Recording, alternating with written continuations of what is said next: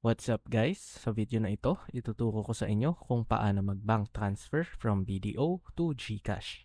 Paki-like and subscribe naman for more tutorials like this. So, simulan na natin. Buksan lang ang inyong BDO account sa BDO app. Tapos pindutin lang ang send money. Tapos pipiliin lang natin kung anong bank. So, i-click lang natin itong other banks and wallets. Ang unang pipiliin dito is kung anong bank yung sisenda natin, which is yung GCash wallet natin. So, pindutin lang natin dito ang arrow down. Search lang natin dito sa search bar ang GCash. Tapos ayan, lalabas ang GExchange Inc/GCash. Pindutin lang natin ito. Next naman ay ang account number.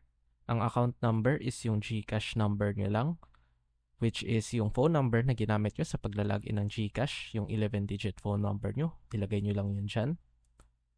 For account name naman, ito yung nakapangalan sa GCash account na sisendan nyo.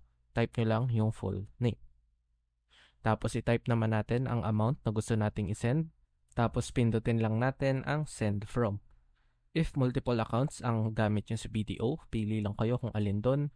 Sa case ko is isa lang naman ang aking BDO account, so yun lang ang i-click ko. Sa notes naman, optional lang ito kung may message kayo na gusto nyong isend sa receiver. Tapos make sure lang natin na nakaselect ang now since gusto ko i-transfer agad yung pera instantly. Kung gusto nyong mag-transfer to a later specific date, piliin nyo lang ang later. At recurring naman kung gusto nyo na regular yung transaction in a specific time. Mapa-weekly pa man yan o monthly. Pag okay na tayo at na-review na natin ang ating information, pindutin lang ang send. Double check lang ulit natin dito sa confirm details. Tapos pag okay na, pindutin lang ulit ang confirm. Ngayon, kailangan na natin mag-verify. Sa case ko, fingerprint lang ng cellphone ang kailangan.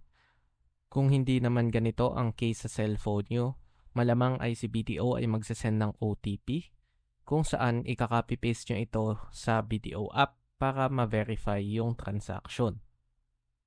Pagkatapos nun is bibigyan kayo ng resibo ni BDO at nung buksan na natin ang GCash para makita ang transaction, nandiyan na nga ang pera. Tandaan lang din pala na may 10 pesos na fee ang pagta-transfer from BDO to GCash, so make sure na may extra kayong pambayad ng fee. Ganun lang kadali guys, paki-like and subscribe naman and see you all sa next video.